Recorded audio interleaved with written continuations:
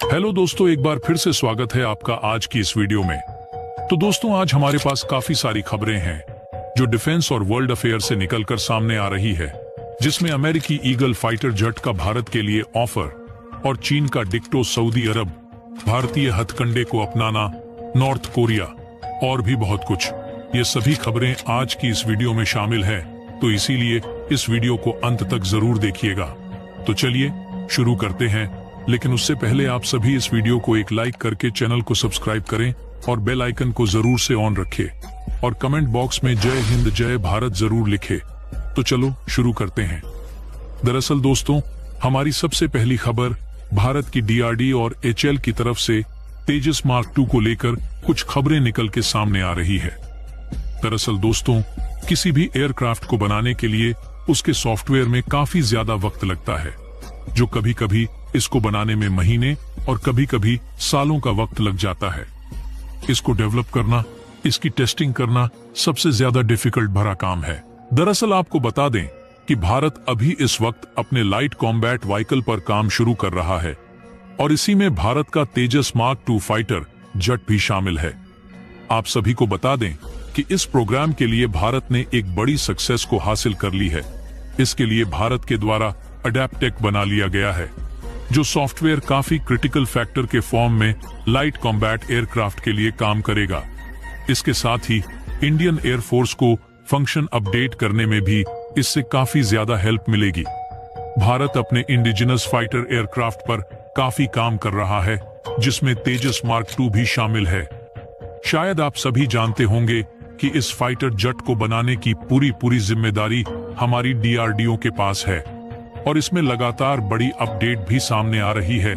भारत के इस futuristic aircraft के लिए कमेंट बॉक्स में एक जय हिंद जरूर लिखिए। तो बहरहाल बढ़ते हैं हमारी दूसरी खबर की ओर। दरअसल दोस्तों, हमारी यह खबर रूस और नॉर्थ कोरिया की मेगा डील को लेकर है। जी हां, रूस के president Vladimir Putin north Korea की यात्रा पर कुछ ही समय पहले गए थे। तो इस दौरान दोनों देशों के बीच कई मुद्दों पर समझौते हुए। इन दोनों देशों ने ऐसे विषयों पर चर्चा की है जो मुझे और आपको खबर तक नहीं, और इसमें एक ऐतिहासिक समझौता भी हुआ, जिसके मुताबिक दोनों देश युद्ध के समय में एक दूसरे के लिए सेना की मदद करेंगे। जी हां, और अगर किसी एक देश पर हमला होगा तो दूसरा देश सैन्य मदद उसके लिए भेज देगा। एक तरफ से देखा जाए, रूस अब ऐसे युद्ध की तैयारी पहले से ही कर रहा है ताकि बाद पछताना न पड़े, और इसमें हथियारों की मदद के साथ अन्य हेल्प भी शामिल है। और किम जोंग उन ने यूक्रेन के खिलाफ युद्ध में भी रूस को मदद करने की बात कही है। और किम जोंग उन ने कहा है कि दोनों देश अमेरिका और उसके एसोसिएट देशों के खिलाफ भी लड़ने के लिए और दुनिया में अपने प्रभाव कायम रखने के लिए दोनों देश एक दूसरे की मदद करेंगे। अब इस समझौते के बाद अमेरिका को डर सताने लगा है। अब अमेरिका बीच में आकर लेटक जाने वाला, और अमेरिका का कहना है कि नॉर्थ कोरिया यूक्रेन के खिलाफ हथियारों और मिसाइल के प्रोग्राम को तेजी से बढ़ा सकता है। वहीं आपको बता दें कि कोरिया के पेनिनसुला में पिछले कई सालों से काफी तनाव देखने को मिला है। किम जोंग उन लगातार मिसाइल टेस्ट्स कर रहा है, वहीं दूसरी ओर अमेरिका साउथ कोरिया और जापान के जॉइंट मिलिट्री एक्सरसाइजेस को बढ़ावा दे रहा है। इसी वजह से कई एरिया में तनातनी लगातार बढ़ रही है। वैसे रूस और नॉर्थ कोरिया के बीच साइन हुई इस मेगा डील के बारे में अपनी राय कमेंट बॉक्स में लिखकर बताइएगा। तो आइए जानते हैं हमारी थर्ड को, जो चाइना से आ रही है। जी हां, भारत में पिछले कुछ सालों में एक दौर आया जहां कई गांवों के, कई शहरों के, कई स्थानों के नाम बदल डाले थे, लेकिन अब भारत वाले हथकंडे को ही चीनी सरकार ने अपने देश में लागू कर दिया है। कुछ रिपोर्ट के मुताबिक चीन ने उगर मुस्लिम से जुड़े 630 गांव और कस्बों के नाम बदले हैं। चीन ने गांव के नाम के साथ कई मस्जिदों, ऐतिहासिक और कल्चर वाले गांव के नाम भी बदल डाले हैं। इन सब के नाम चीन की सत्ता पर बैठी कम्युनिस्ट पार्टी की थिंकिंग से मिलने वाले नाम पर रखा गया है। रिपोर्ट के मुताबिक चीन ने 2017 से 2019 के बीच ज्यादातर नाम बदले थे। चीन ने होजा हनी काट दिया है। चीन में अब एक भी ऐसा नाम नहीं है जिसमें खलीफा या मस्जिद शब्द का जिक्र हो। चीन ने तो 2023 में तिब्बत का नाम भी सिजा रख दिया था। हालांकि इन सब के बीच रिपोर्ट के मुताबिक लंदन में स्थित चीन के एम्बेसी ने इन आरोपों से इनकार कर दिया है। वहीं बात करें चीन में मुस्लिम आबादी की, तो चीन में लगभग 20 मिलियन मुस्लिम्स है। वैसे तो चीन एक नास्तिक देश माना जाता है, लेकिन कुछ लोगों का कहना है कि चीन में यह धर्म पर चोट पहुंचाने के लिए किया गया है।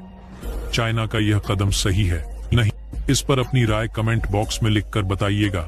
तो आइए बढ़ते हैं हमारी अगली खबर की ओर, जो सऊदी से निकलकर सामने आ रही है।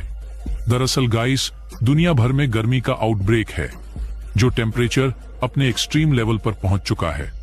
तो भारत से लेकर सऊदी अरब तक हीट स्ट्रोक ने कहर मचा रखा है। यह खबर है कि सऊदी अरब के मक्का में हज करने गए 1000 लोगों की गर्मी से मौत हो गई। मरने वालों में अकेले 658 ट्रैवलर इजिप्ट के हैं। 1400 हज पैसेंजर अभी भी लापता है। एक्सट्रीम हीट के बीच मक्का में 17 जून को तापमान 51.8 डिग्री सेल्सियस तक पहुंच गया था। इस बीच मरने वालों में 70 भारतीय भी शामिल है। भारत के 1,75,000 लोग इस साल हज यात्रा पर गए हैं। केवल केरल के ही 18,200 पैसेंजर शामिल हैं। बता दें कि भारत सऊदी अरब की गवर्नमेंट के साथ एक समझौता है, जिसके मुताबिक हज की यात्रा के दौरान मरने वाले हज पैसेंजर्स के डेड बॉडीज को उनके ओरिजिनल प्लेस पर वापस नहीं लाया जाता। यानी मरने वाले हज पैसेंजर्स का डेड बॉडी भारत नहीं लाया जाएगा, बल्कि एडमिनिस्ट्रेशन की देखरेख में वहीं दफना दिया जाएगा। मृतकों की डेड बॉडी सर्टिफिकेट उनके फैमिली वालों को सौंप दिए जाएंगे। बहरहाल, इस खबर के ऊपर अपनी राय कमेंट बॉक्स में लिखकर बताइएगा। हमारी अगली खबर की तरफ। दरअसल दोस्तों, भारतीय विदेश मंत्री डॉक्टर एस जयशंकर ने गुरुवार को श्रीलंका के राष्ट्रपति रनिल विक्रमसिंघे से मुलाकात की। भारत के $10 लाख की मदद से बनाए गए joint form of coordination centre का भी अनावरण किया गया। मोदी सरकार बनने के बाद विदेश मंत्री की ये पहली सोलो ट्रिप है। विदेश मंत्री ने कहा है कि श्रीलंका के राष्ट्रपति रानिल विक्रमसिंघे से मुलाकात करके सम्मानित महसूस कर रहा हूं। दोनों देशों के बीच सहयोग बढ़ाने के तरीकों पर चर्चा की गई। दोनों देशों के बीच बिजली ऊर्जा कनेक्टिविटी, बंदरगाह बुनियादी ढांचे, विमान, डिजिटल स्वास्थ्य, खाद्य सुरक्षा, शिक्षा और पर्यटन क्षेत्र पर चर्चा हुई है। भारत और श्रीलंका की इस नई पहल से चीन चिंता में पड़ गया है। वहीं रिपोर्ट के मुताबिक विदेश मंत्री जयशंकर श्रीलंका में जारी सभी भारतीय परियोजनाओं की प्रगति पर भी चर्चा करेंगे। इसके साथ ही रिपोर्ट्स के मुताबिक प्रधानमंत्री नरेंद्र मोदी भी श्रीलंका की यात्रा पर जल्दी जा सकते हैं। अब आइए हमारी लास्ट खबर की ओर बढ़ते हैं। दरअसल दोस्तों, अमेरिका के F-15X को लेकर आ रही है, जो कि एयर एक्सरसाइज में भाग लेगा। दरअसल आपको बता दें कि एयर एक्सरसाइज के दौरान दुनिया भर के देश के बड़े बड़े जेट शामिल होंगे।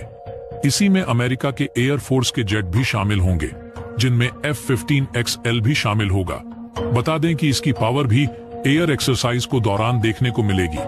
ये इसलिए भी खास है क्योंकि F-15 बनाने वाली कंपनी बोइंग ने F-15X की टेक्नोलॉजी को भारत को देने के लिए भी एक बड़ा ऑफर दिया है। कंपनी का कहना है 114 MRFA टेंडर के जरिए भारत को इसकी पूरी टेक्निक ट्रांसफर की जाएगी। तो दोस्तों, आज के लिए बस इतना ही। हम मिलते हैं ऐसी मजेदार और इंटरेस्टिंग वीडियो के साथ। तब तक आप सभी इस वीडियो को लाइक करके चैनल को सब्सक्राइब करके रखना, और हाँ, बेल आइकन को जरूर से ऑन रखें। चलो बाय।